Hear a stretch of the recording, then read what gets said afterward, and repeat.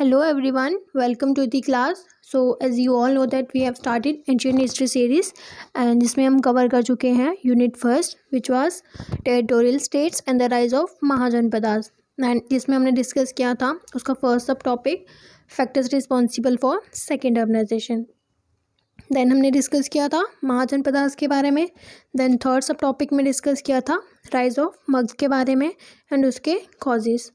आज की क्लास में हम डिस्कस करेंगे second unit which is religious movements and उसका सब टॉपिक हम आज डिस्कस करने वाले हैं राइज ऑफ रिलीजियस मूवमेंट्स। सो इसको स्टार्ट करने से पहले सबसे पहले मैं आपको बताती हूँ कि रिलीजियस मूवमेंट्स होती क्या हैं।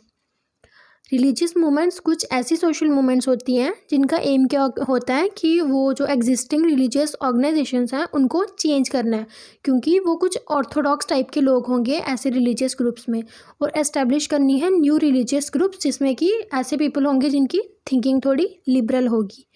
तो ये डेफिनेशन है रिलीजियस मूवमेंट्स की। तो अब हम डिस्कस करते हैं इसके कॉजेज़। अगर हम बात करें फर्स्ट कॉज की तो इसका फर्स्ट कॉज था डोमिनेशन ऑफ प्रिस्टली क्लासेस।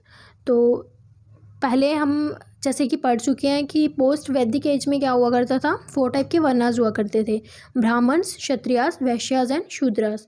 जिसमें जो फर्स्ट नंबर पे थे ब्राह्मणास, उनको सबसे ज़्यादा प्रिविलेजेस मिली होती थी, सबसे ज़्यादा पावर उनके पास होती थी और उनको किसी टाइप की पनिशमेंट भी नहीं मिलती थी एंड उनको बहुत सारी लैंड एज अ गिफ्ट मिली हुई होती थी।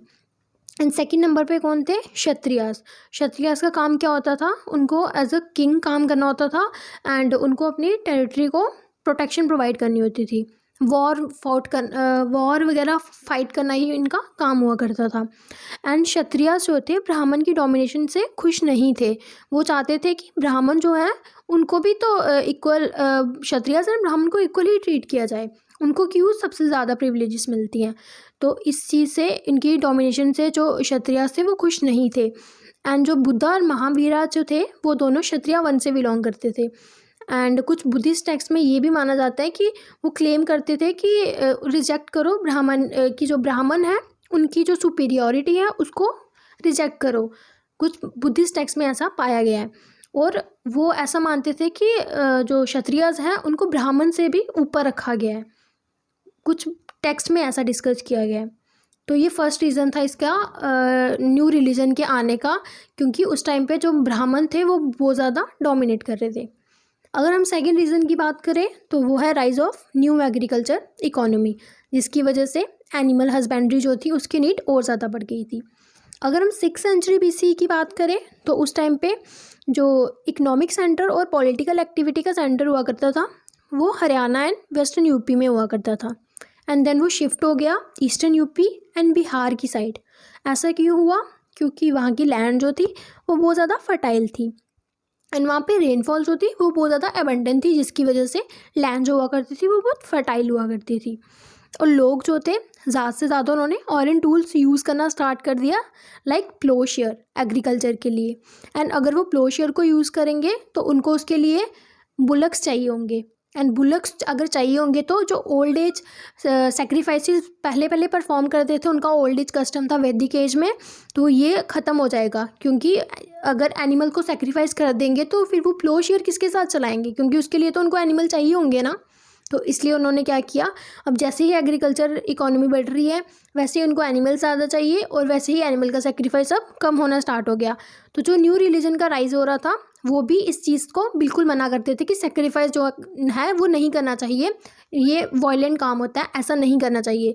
तो इस चीज़ को लोगों ने वेलकम किया, इसलिए न्यू रिलीजन का राइज हुआ, क्योंकि लोग इस स्टेप को वेलकम करने लगे।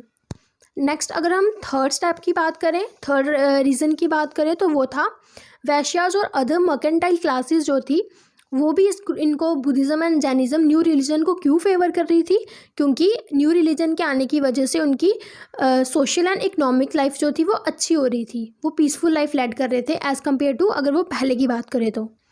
अब 6th सेंचुरी में क्या हुआ था, एग्रीकल्चर जो था वो एग्रीकल्चर प्रोडक्शन इंक्रीज़ हो रही थी, अब फूड प्रोडक्शन जो होगा इंक्रीज़ होगा एंड ट्रेड में भी उनकी अच्छे से डेवलपमेंट हो रही थी, अच्छे से वो एक्सपोर्ट इम्पोर्ट अच्छे से कर रहे थे, क्राफ्ट में प्रोडक्शन बहुत अच्छे से हो रही थी, अर्बन सेंटर्स बन रहे थे। देन न्यू जो पंचमार्क कॉइन्स थे सिल्वर एंड कॉपर के, वो भी बन रहे थे, जिसकी वजह से और ज़्यादा डेवलपमेंट हो रही थी ट्रेड में। और वैश्याज और बाकी जो क्लासेस थी उनकी भी इकोनॉमिक पोजीशन अच्छी हो रही थी, इसलिए उन्होंने न्यू वैदिक रिलीजन को नॉन वैदिक रिलीजन को पैट्रोनाइज करना स्टार्ट कर दी। तो ये हमारा थर्ड रीज़न था। अगर हम फोर्थ रीज़न की बात करें तो वो था acceptance of simple and peace centre principle of Buddhism and Jainism by people. अब ये जो दोनों रिलीजन का राइज हो रहा था उस टाइम पे, इन दोनों की पॉलिसी क्या थी कि पीस को, हार्मनी को, इन चीज़ों को प्रमोट करना है।